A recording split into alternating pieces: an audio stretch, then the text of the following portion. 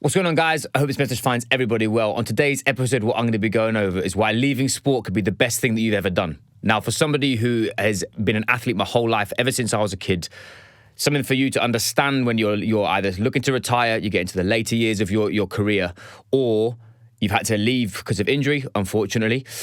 What you'll need to start understanding is actually you will identify as an athlete now, or a rugby player in my situation. So a little backstory. As you guys will know, in previous episodes, I've discussed that I actually played high-level tennis when I was a kid. I was on the road to Wimbledon. I then basically parted ways with tennis and carried on playing rugby and ended up playing professionally. Suffered a major knee injury, all knee injury, come back to play, played semi-pro, moved to Australia, came back and then moved to Singapore. I left rugby not on my terms. I left rugby because in a semi-final, I got blindsided and I had some in a mall. Guys, you know what that is. And I broke my rib and it popped out of my chest. Those who know, again, I was working as a personal trainer in Singapore itself. So obviously that affected my job. At that point, I actually sat back and realized what rugby was to me. And what it was actually then was just because I was doing it for the sake of doing it.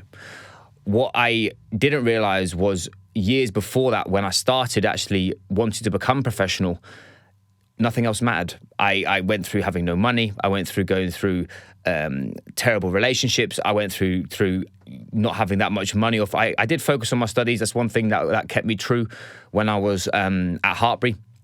I actually went to Exeter and I did pre-season at Exeter Chiefs and then came back, did Hartbury, Cinderford, Gloucester A, etc. But when it came to that crunch time of actually, do you know what? I'm not sure if this is right for me anymore.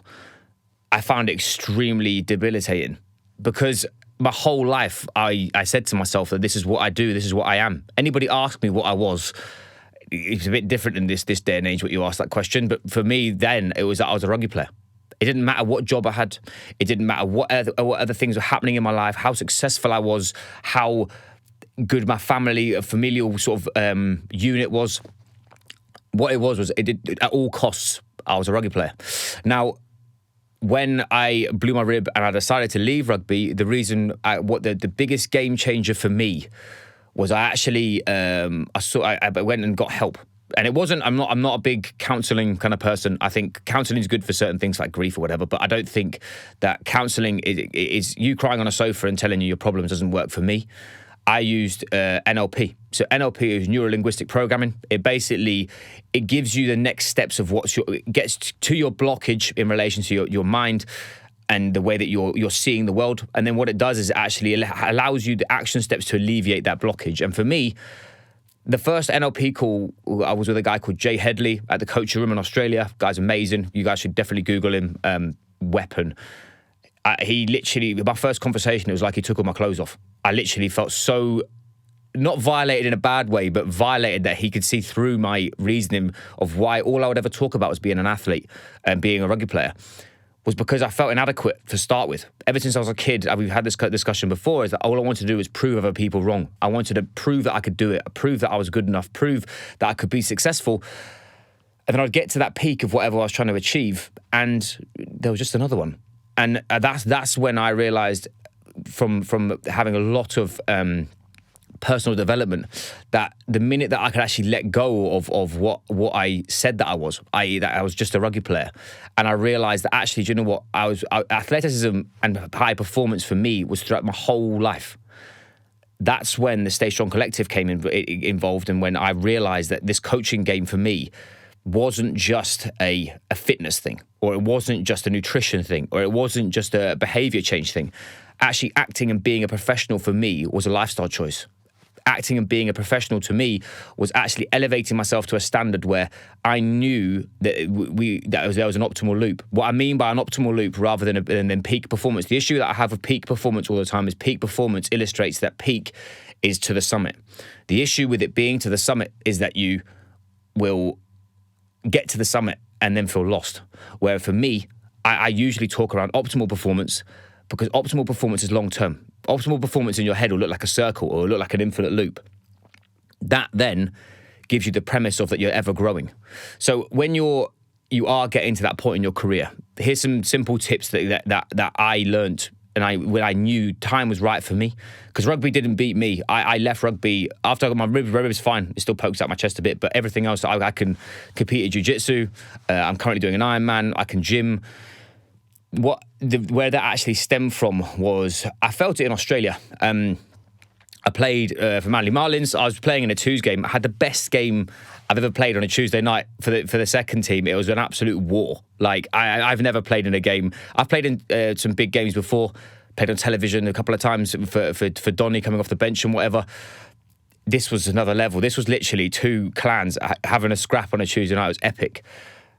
But when I left that game, I realised what it was. I realised it's an amazing circumstance to be in, and I was very privileged to be there. But it didn't make me feel like that's why I was on the planet anymore. And I think you have a gut feeling when you're looking to take the next step. The next step for you is a gut feeling. You'll feel that you know that you've outgrown what you're doing, and you're just doing it for a proverbial reason. Whether it's money, whether it's fame, whether it's for accolades, whether it's because that's all you know, you will naturally be a little bit scared about taking the next leap. If you're in that position, 3 key things that I would massively endorse that you do right now is, number one, is understand what you value as a person. This sounds so boring and wishy-washy and same old. But actually, that's not like an emotional thing. People are like, oh, what do you value? Being relentless was one I used to say, or integrity. Those are things those are the way that you behave. Values are actually what's in the room beside you. What do you do every day that lights you up? Who do you speak to that makes you feel that you're in a proverbial flow state? Those are the things that you need to understand, and actually understanding what drives you. Those 2 things is what we do. I do with all my clients, because that then gives you a roadmap to what actually fulfills you on a day-to-day basis. If you're a professional sportsman and you are struggling to understand what that is, look at actually what you actually lean into when you are on your own, whether it's what you listen to, what you watch, and that's why everything that I do is I speak to whether it's a corporate athlete, an entrepreneur, a businessman, a woman, an ex-athlete, a professional athlete. I work with tactical units. All these people have high performance. It drives through their purpose in their current living. That's why I work. I believe athleticism is in every endeavor that you do. Because if you're in that position, you're actually going to be useful. Second thing you should be doing is actually getting exposed to many different realms. If you're a sports person, you do not have to work back in sports. And that's something that I learned is, if I could go back, I probably would. I wouldn't go back and do anything different. But what I would do is I would take some form of business education, because that's one part that I absolutely love, because now my sporting realm is business. I love business as a contact sport, and it'll be the hardest thing that you ever do, but it's also one of the most fun and the most productive things, because you see the growth and the impact you have on others. And then lastly is take your time. Like most rugby players or most athletes that I work with, they're so busy trying to find this new thing, whether it's a new job or whether it's getting into coaching or whether it's starting a business or starting a new course they're doing. What they don't realize is it's taking you that long to become a professional. So why are you pretending that it's not going to take that long to leave that identity behind? There's a huge term that says that the identity that you need to leave, it needs to die before you can move on. And what I do is rugby made me. All sport made me, but rugby particularly made me as the sort of the man, the businessman, the friend, the husband, the family man that I am. But what it also does, it doesn't keep me locked in that box of I have to just think about or rugby's now done to me. I work with rugby players. I've got some professional rugby players on books. I've got amateurs on books. I still love the game, but the game doesn't own me. So if you are in that position and you are feeling like you're stuck and you are feeling like you're just unsure where to turn next, my advice to you is to open as many loops as you can in relation to avenues for you to explore, figure out what you want to do, and lastly, just take your time with it, because as I said, this is an optimal game. This is not a peak game anymore, especially if you're in a one event like my wife was with swimming. You get to one race and that's what you got to get to.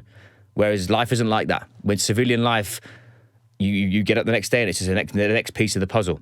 Anyway, gang, I hope that's helpful. If you have any questions or if you want to know a little bit more about my experiences or what I would let you do, because I know this would be a bit of a touchy subject for some of you, reach out, say hello, drop in the comments, send a DM on Instagram. I'd be more than happy to send you a bit of a free video of me just giving you some advice from my experiences. Anyway, you take it easy.